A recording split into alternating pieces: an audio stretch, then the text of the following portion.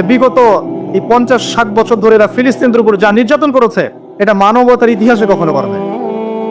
যাই হোক, একজন ইহুদি যুবক সকালবেলা উহুদের মাঠে আসছেন, এসে জিজ্ঞাসা করছেন যে আমার আগে কি করা উচিত, আগে কি আমি যুদ্ধে যাব না আমি আগে মুসলিম হব? সাহাবীরা তাকে বললেন আগে কালিমা শাহাদাত পড়, তারপরে উহুদের মাঠে আসো। সে এসেছে এই কারণে যে নবী সাল্লাল্লাহু আলাইহি ওয়াসাল্লাম মদিনায় আছেন, মদিনায় আরো ইহুদিরা আছে। ইহুদিরাই আগে বলতো শেষ জামানে একজন নবী আসবেন, যার নাম হবে আহমদ। সব মিলে গেছে, তারপরেও তারা গ্রহণ করছে না। এই ছেলে সত্য চিনতে পেরেছে, সে চলে আসছে সত্যের কাছে, এসে ইসলাম কবুল করে যুদ্ধ করলো, শহীদ হয়ে গেল। নবী সাল্লাল্লাহু আলাইহি ওয়াসাল্লাম দেখলেন তার লাশটা, দেখে বলছেন এই যুবক, ইহুদি যুবক এখানে কি করছে? সাহাবীরা বললেন সকালবেলা মুসলিম হয়েছে, যুদ্ধ করে শহীদ হয়ে গেছে ইয়া রাসূলুল্লাহ। নবীজি বললেন সাল্লাল্লাহু আলাইহি ওয়াসাল্লাম আমিলা কালিল উজরা কাসীর, সে অল্প আমল করলো কিন্তু বিশাল পুরস্কার পেয়ে গেল। জীবন তো তাদেরও ছিল।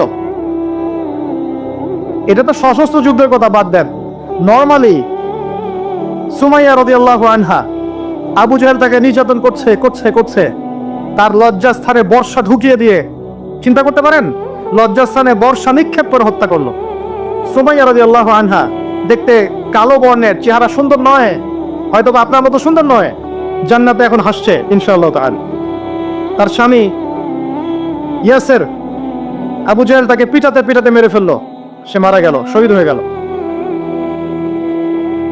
অনেক ওলামায়ে কেরামকে, ইমাম, মুস্তাহিদ, মুহাদ্দিস দেখবেন সারাটা জীবন এত মেহনত করেছেন দিনের জন্য, বিয়ে শাদী করার সময় পান না, এমনও আছেন ইমাম এবং মুহাদ্দিস। জীবন তো তাদেরও ছিল। শুধু সাহাবী কেন, তাবেঈনদের দিকে তাকান, তাবেঈন তাকান, আমাদের 4 ইমামের দিকে তাকান। আবু হানিফা রাহিমাহুল্লাহ শেষ বয়সে জেলখানায়, কথিত আছে 20 কোটি থেকে হত্যা করা হয়েছে। তার টাকার অভাব ছিল না, তাই কিন্তু তিনি কিন্তু আমার মতো হতদরিদ্র ছিলেন না। আল্লাহ পাক তাকে সম্পদও দিয়েছিলেন, সমস্ত সম্পদ বিলিয়ে দিয়েছেন দিনের জন্য। ইমাম শাফিঈ রাহিমাহুল্লাহ, তার দিকে তাকান। আহমদ বিন হাম্বল রাহিমাহুল্লাহ, তার দিকে তাকান। তাকে পিটানো হচ্ছে আর বাগদাদের রাস্তায় ঘোরানো হচ্ছে, কারণ সমাজের মানুষ ফতোয়া দিয়েছে একটা, তিনি ফতোয়া দিয়েছেন আরেকটা। ওই যে হিল্লা প্রথা আর ঠিকা বিবাহ নিয়ে আর কি, তিনি বলছেন ইলামু ইয়া আহলা বাগদাদ, হে বাগদাদের মানুষটা জেনে রাখো যে আমি কোশ্চিনকালেও এই প্রথাকে জায়েজ করলাম না, তোমরা চিনে রাখো যে আমার নাম আহমদ। জীবন তাদেরও ছিল। ইমাম মালিক রাহিমাহুল্লাহ, তাকে এত মার দেওয়া হয়েছিল, হাত বাঁধতে পারতেন না নামাজের মধ্যে, নামাজে হাত বাঁধতে পারতেন না। সাহাবীদের থেকে নেন, তাবেঈ থেকে নেন, তাবেঈ থেকে নেন, মুস্তাহিদ ইমাম থেকে নেন, দুনিয়ার জীবন তারাও কিন্তু ভোগ করেছেন আর আমরাও ভোগ করছি। আমাদের ভোগের সিস্টেমটা দেখেন, তাদের ভোগের সিস্টেমটা দেখেন। আমরা বাঁচছি দুনিয়ার জন্য, তারা বেঁচেছে পরকালের জন্য। আমরা দুনিয়ায় বাঁচছি দুনিয়ার জন্য, দুনিয়ার একটা চাকরি, একটা ব্যবসা, একটা পরিবার, একটা স্ট্যাটাস, বাড়ি গাড়ি, টাকা কড়ি, সম্পত্তি, এগুলোর জন্য। কিন্তু তারা বেঁচেছেন আল্লাহর জন্য, পরকালের জন্য। যে ব্যক্তি দুনিয়ার জন্য দুনিয়া করে, আল্লাহ পাক তাকে ইহকাল পরকাল দুটোই নষ্ট করে দিবেন। যে ব্যক্তি পরকালের জন্য দুনিয়া করবে, আল্লাহ পাক তার দুনিয়া গুছিয়ে দিবেন, আখিরাতও গুছিয়ে দিবেন ইনশাআল্লাহ। প্রথম কথা হচ্ছে এই যে দুনিয়ার জীবনকে প্রাধান্য দেওয়া যাবে না। দুনিয়ার জীবনে প্রতিটা কাজ আপনি একটা উদ্দেশ্যে করবেন, সেটা হচ্ছে আল্লাহ সন্তুষ্টি। বিয়ে শাদী করেছি কেন? আল্লাহর জন্যে। পরিবার গঠন করেছি কেন? আল্লাহর জন্যে। সন্তান নিয়েছি কেন? আল্লাহর জন্যে। দিন শিখেছি কেন? ইলম শিখেছি কেন? আল্লাহর জন্যে। চাকরি কেন করি? আল্লাহর জন্যে। প্রতিটা কাজ ইবাদত হবে যদি আপনি মুহাম্মদ সাল্লাল্লাহু আলাইহি ওয়াসাল্লামের অনেক কিছু করেছেন। কিন্তু আমাদের চলাফেরা দেখলে মনে হয় যে আমরা কোনো পাপ করিনি।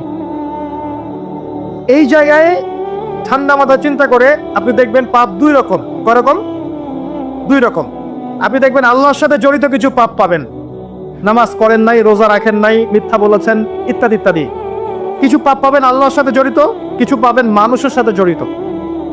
আল্লাহর সাথে জড়িত পাপগুলো ক্ষমা নেওয়া খুব সহজ। ওযু করে এসে 2টা রাকাত নামাজ পড়ে চোখের জল ফেলে দিয়ে, চোখের পানি ফেলে দিয়ে আল্লাহর কাছে হাত তুলে খালি যদি বলে আল্লাহুম্মা আনতা রাব্বি, বলেন আল্লাহুম্মা আনতা রাব্বি লা ইলাহা ইল্লা আনতা খলাকতানি আনা আবদুক ওয়া আনা আলা আহদিক ওয়া ওয়া'দিকা মাস্তাতা'তু আউযু বিকা মিন শাররি মা সানাতু আবুউ লাকা বিনি'মাতিকা আলাইহি ওয়া আবুউ বিযামবি ফাগফিরলি ফাইন্নাহু লা ইয়াগফিরুয যুনুবা ইল্লা আনতা। এটা না পারেন অ্যাটলিস্ট আস্তাগফিরুল্লাহাল্লাযী লা ইলাহা ইল্লা হুয়াল হাইয়ুল কাইয়ুম 3 বার চোখের পানি ফেলে দেন, আল্লাহর কাছে ওয়াদা করেন আল্লাহ যা করেছি ছেড়ে দিব, আগামী যতদিন বেঁচে থাকবো কোরআন এবং সুন্নাহর বাইরে এক চুল যাব না ইনশাআল্লাহ। এবং আগামী দিনগুলোতে আল্লাহ পাক তোমার আদেশ যখন যেভাবে আসবে আমি পালন করবো ইনশাআল্লাহ। যদি আল্লাহ পাক মনের মধ্যে খুলুসিয়াত দেখেন যে তাওবাতান নাসুহা করছে, মন থেকে তওবা করছে, আল্লাহ পাক আপনার সমস্ত গুনাহগুলোকে নেকিতে কনভার্ট করতে পারে।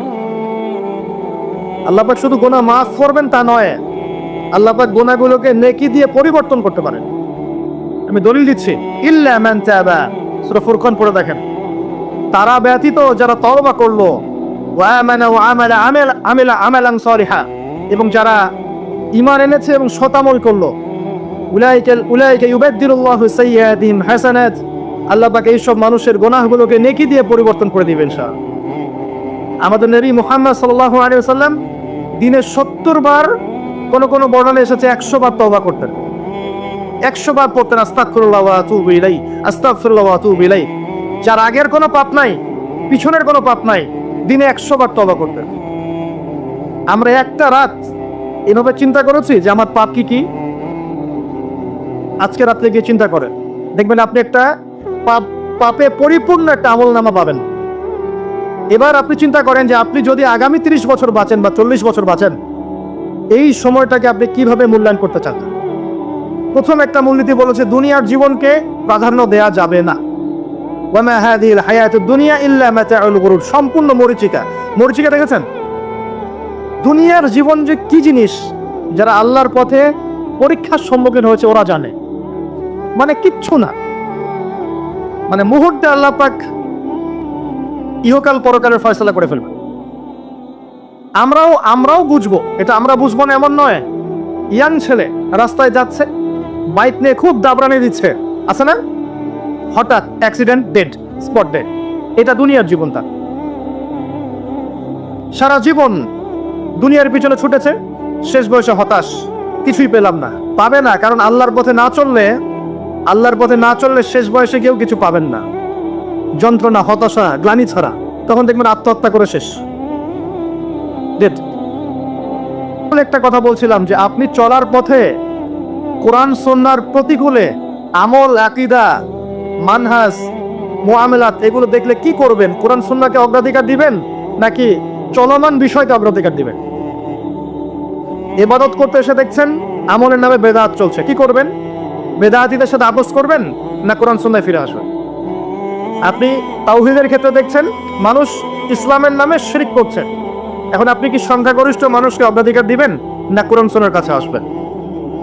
অর্থনৈতিক জীবনে গিয়ে দেখছেন মানুষ বেশিরভাগই হারাম রিজিক খাচ্ছে। এখন আমি যদি বলি যে দুনিয়ার জীবনে টিকে থাকতে হলে আমাকে এগুলোতে গায়ে আকোশ করে চলতেই হচ্ছে, তাহলে কিন্তু কোশ্চেন কালেও কোরআন সুন্নাহকে প্রাধান্য দেওয়া হলো না। তখন আপনি কি করবেন?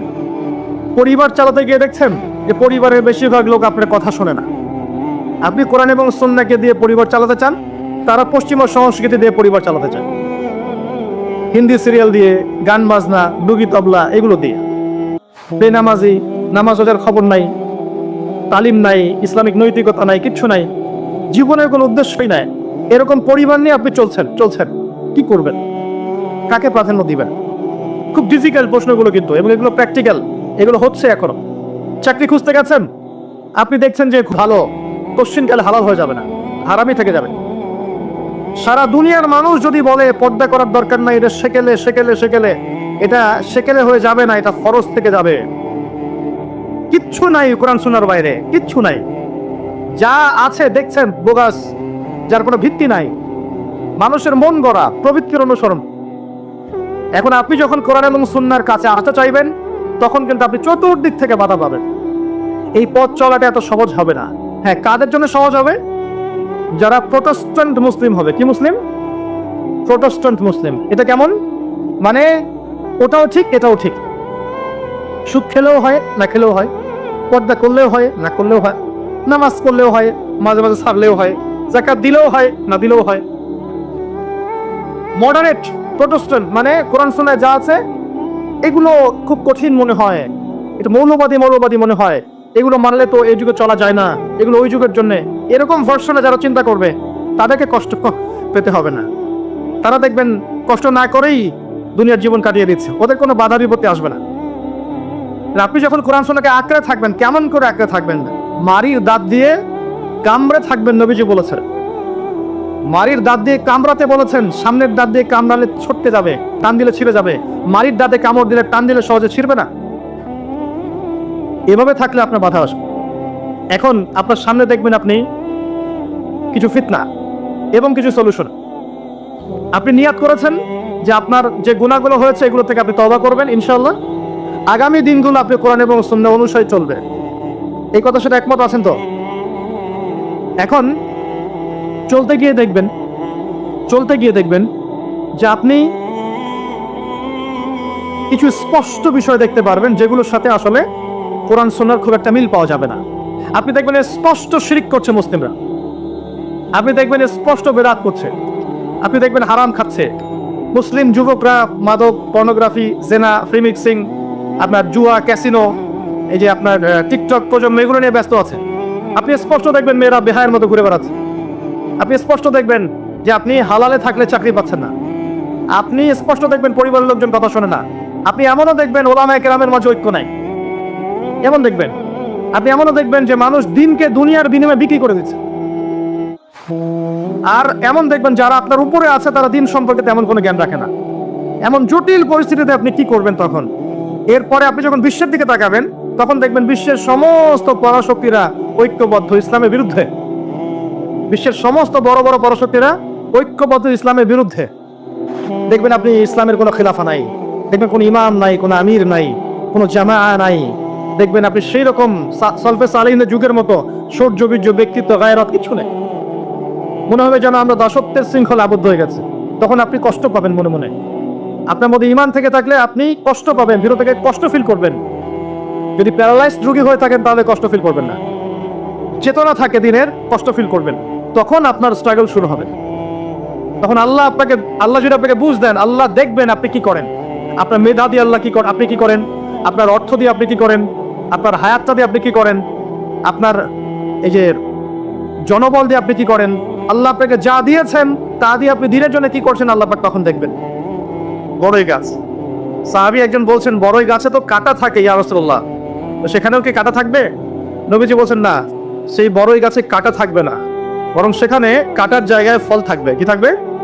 ফল থাকবে। এবার নবীজি যে কথাটা বলছেন এটা শুনে আমি বিস্মিত হয়ে গেলাম যে এই হাদিস তো কখনো পড়ি নাই। নবীজি বলছেন সাল্লাল্লাহু আলাইহি ওয়াসাল্লাম যে এক একটা বড়ইয়ের মধ্যে আল্লাহ রাব্বুল আলামিন ৭২টা করে রং দিবেন ইনশাআল্লাহ। যে রংগুলো এবং স্বাদগুলো একটা থেকে আরেকটা আলাদা। তো দেখুন কত যে জ্ঞান আছে। এই যে জান্নাত, যেখানে আপনি অনন্ত জীবন পাবেন, আল্লাহ পাক আপনার প্রতি সন্তুষ্ট হবেন, রাদিয়াল্লাহু আনহু ওয়া রাদু আন খালিদিনা ফিহা আবাদা। এই যে আয়াতগুলো আছে, জান্নাতে আপনি চিরস্থায়ী জীবন পাচ্ছেন, আল্লাহর দিদার পাচ্ছেন, আল্লাহ পাকের সন্তুষ্টি পাচ্ছেন, হৃদয় পাচ্ছেন। সেখানে আপনি সৎকর্মশীল বান্দাদের সাথে অনন্তকাল থাকতে পারবেন। হুরে আইন থাকবে আপনার জন্য, শারাব, জিলমান, জান্নাতের ফলমূল। সবচেয়ে বড় কথা, সেখানে মৃত্যু, কোনো কষ্ট, ক্লেশ আপনাকে স্পর্শ করবে না। এই যে অনন্ত জীবন, এই জীবনটার জন্যই আমরা এই দুনিয়ার কারাগারে পরীক্ষা দিচ্ছি। মানুষ এই দুনিয়ার কারাগারে কি করছে ভাই?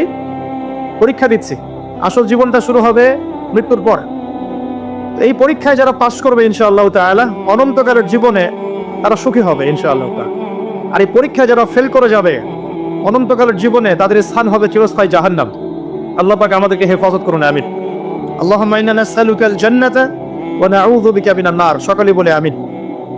এই কারাগারের জীবনে থাকতে গিয়ে কখনো কখনো এমন কিছু ঘটে যে বিস্ময় বোধ করতে হয়। মূল কথায় আসি, প্রিয় ভাইরা, আমরা যারা এখন এই দুনিয়াতে আছি, নিঃসন্দেহে এটা আমাদের চিরস্থায়ী গন্তব্য নয়। কথা ঠিক না বলুন? আচ্ছা, আল্লাহ রাব্বুল আলামিন কি বলছেন সূরা জারিয়াতের 56 নম্বর আয়াত একটু দেখি। আল্লাহ পাক বলছেন, বিসমিল্লাহির রহমানির রহিম, ওয়া মা খালাকতুল জিন্না ওয়াল ইনসা ইল্লা লিয়াবুদুন। আমি জিন জাতি এবং মানব জাতিকে শুধুমাত্র আমার ইবাদত করার জন্য সৃষ্টি করেছি। তাহলে দুনিয়াতে আসার যে সৃষ্টি তত্ত্ব বা সৃষ্টি দর্শন, সেটা কি? বলেন, আল্লাহ পাকের ইবাদত করে। এটা হলো সৃষ্টি দর্শন। এই দুনিয়াতে আসার আমাদের সৃষ্টি দর্শনটা কি? ওয়া খালাকতুল জিন্না ওয়াল ইনসা ইল্লা লিয়াবুদুন। মানুষ আর জিনকে সৃষ্টি করেছি শুধু আমার ইবাদত করার জন্য। এখন অনেকে প্রশ্ন করতে পারে, তাহলে কি দুনিয়া আল্লাহর বিধান আপনি না মানেন, তাহলে ইবাদত বন্দেগীর জীবনে লা ইলাহা ইল্লাল্লাহ থাকলেও ব্যবসা বাণিজ্যের জীবনে লা ইলাহা ইল্লাল্লাহ নাই? আমার কথা কি বোঝা যায়? একটু হলেও কি বোঝা যায়? আচ্ছা, আবার পারিবারিক জীবনে গেলেন, সেখানে আপনার সন্তান নামাজ পড়ছে না, আপনার মেয়েরা পর্দা করে না, স্ত্রীরা পর্দা করে না, তাহলে পরিবারের জীবনে লা ইলাহা ইল্লাল্লাহ মুহাম্মাদুর রাসূলুল্লাহ কিন্তু নাই, ইবাদতের ক্ষেত্রে আছে। আবার আপনি সমাজ জীবনে গেলেন, এখানে আপনি আল্লাহর বিধানকে পাশ কাটিয়ে বা আল্লাহর বিধানকে বাদ দিয়ে পশ্চিমাদের বিধান চর্চা করছেন, তার মানে এই জীবনে কিন্তু লা ইলাহা ইল্লাল্লাহ নাই। তো লা ইলাহা ইল্লাল্লাহ মুহাম্মাদুর রাসূলুল্লাহ কি শুধুমাত্র নামাজেই, না পুরো জীবনে পালন করতে হবে? এটাই হচ্ছে সেই আয়াতের ব্যাখ্যা। আল্লাহ পাক বলেন উদখুলু ফিস সিলমি কাফা, তোমরা পরিপূর্ণরূপে ইসলামে প্রবেশ করো। এখন ইসলামে পরিপূর্ণ প্রবেশের মানে হচ্ছে জীবনের একটা ক্ষেত্রে নয়, জীবনের সমস্ত ক্ষেত্রেই কোরআন এবং সুন্নাহকে ফলো করতে হবে। আল্লাহ পাক আমাদের সবাইকে তৌফিক ইনায়াত করুন, আমিন। এখন এই ইসলাম ছাড়া কি অন্য কোনো দিন আল্লাহর কাছে গ্রহণযোগ্য হবে? আল্লাহ পাক কি বলছেন শুনুন। আল্লাহ পাক বলছেন ওয়া মা ইয়াবতাগি গায়রাল ইসলামি দীনান ফালা ইউকবাল মিন। কেউ যদি ইসলাম ছাড়া অন্য কোনো দিন তালাশ করে, কোশ্চিন কালেও সেটা আল্লাহর কাছে কবুল করা হবে না। কোনটা কবুল করা হবে? আল্লাহ পাক বলছেন ইন্না দীনা ইনদাল্লাহিল ইসলাম, আমার কাছে, আল্লাহর কাছে, নিশ্চয়ই আল্লাহর কাছে একমাত্র গ্রহণযোগ্য দিন হচ্ছে কি? বলেন, ইসলাম। আর ইসলাম আল্লাহর কাছে একমাত্র গ্রহণযোগ্য দিন, এটা বাদ দিয়ে অন্য কোনো দিন কবুল হবে না। কেউ যদি তালাশ করে তাহলে সে ক্ষতিগ্রস্ত হবে। এবং এই ইসলামের মূল ভিত্তি হচ্ছে কোরআন এবং সুন্নাহ। এবং এই কোরআন সুন্নাহকে আমরা শুধু জীবনের এক ক্ষেত্রে বাস্তবায়ন করলে হবে না, সামগ্রিক জীবনে বাস্তবায়নের চেষ্টা করতে হবে। আল্লাহ পাক সবাইকে তৌফিক ইনায়াত করুন, আমিন। এবার আসেন যে এর ভিত্তিগুলো কি কি। এটা আমরা পাবো অন্য একটা হাদিস থেকে, যখন জিবরাইল আলাইহিস সালাম সরাসরি মানুষের রূপ ধরে মানুষের সামনে এসে নবীকে জিজ্ঞাসা করছেন যে ইয়া মুহাম্মদ সাল্লাল্লাহু আলাইহি ওয়াসাল্লাম আখবিরনি আনিল ইসলাম, আমাকে ইসলাম সম্পর্কে বলুন। নবী সাল্লাল্লাহু আলাইহি ওয়াসাল্লাম বলেন আল ইসলাম, ইসলাম হচ্ছে আন তাশহাদা আল্লা ইলাহা ইল্লাল্লাহ ওয়া আন্না মুহাম্মাদান আবদুহু ওয়া রাসূলুহু। ইসলামের প্রথম পিলার হচ্ছে তুমি সাক্ষ্য দিবে আল্লাহ ছাড়া কোনো মাবুদ নাই এবং মুহাম্মদ সাল্লাল্লাহু আলাইহি ওয়াসাল্লাম আল্লাহর বান্দা এবং রাসূল। 2 ওয়া আন তুকিমাস সালাত, তুমি সালাত কায়েম করবে। 3 ওয়া আন তুতিয়াস যাকাত, তুমি যাকাত প্রদান করবে। 4 ওয়া তাসুম রমাদান, রমজান মাসে সাওম রাখবে। আর 5 হচ্ছে ওয়া তুহিজ্জাল বাইত ইন ইসতাতা'তা ইলাইহি সাবিলা, আর তুমি রমজান আর তুমি হজ করবে যদি তোমার সামর্থ্য থাকে। সামর্থ্য না থাকলে নয়, সামর্থ্য থাকলে তুমি হজ করবে। এই 5টা হচ্ছে ইসলামের মৌলিক পিলার। কয়টা পিলার ভাই? 5টা। ইসলামের মৌলিক পিলার 5টা। ঈমানের কয়টা? 6টা। মনে রাখবেন, ইসলামের পিলার কয়টা? 5টা। ঈমানের কয়টা? 6টা। ঈমানের 6টা হচ্ছে 1 আল্লাহ বিশ্বাস, 2 ফেরেশতা মণ্ডলীতে, 3 আল্লাহর কিতাবগুলোতে, আসমানি কিতাবসমূহ, 4 নবী রাসূলগণ, 5 পরকাল এবং 6 তাকদীর বা ভাগ্যের ভালো মন্দ।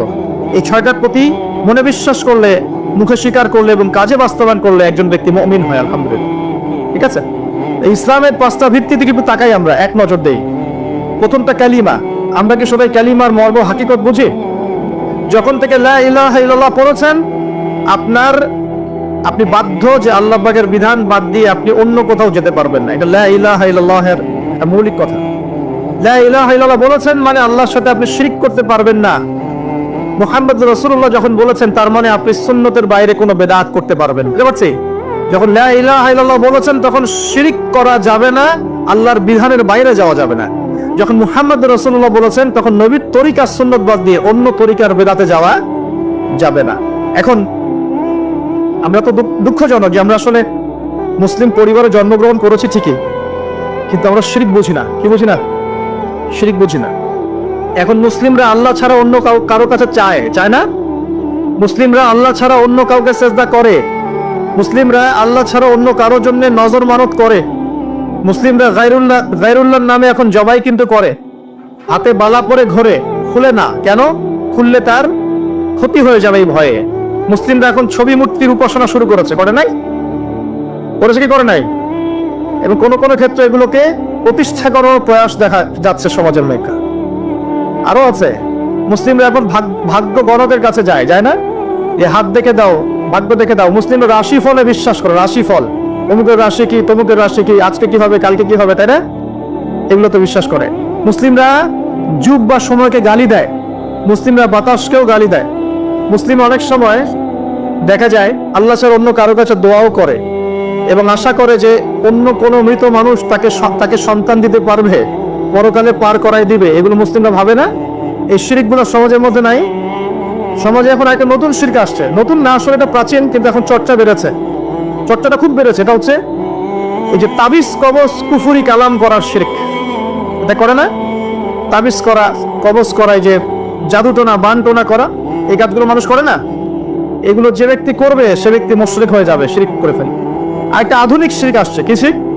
আধুনিক। এটা আধুনিক কেন বললাম? এটা এই যে 1200 বছর থেকে এই শিরকটা খুব কম ছিল। বিগত 200-300 বছর থেকে এই শিরকটা একদম আকাশচুম্বী। সেটা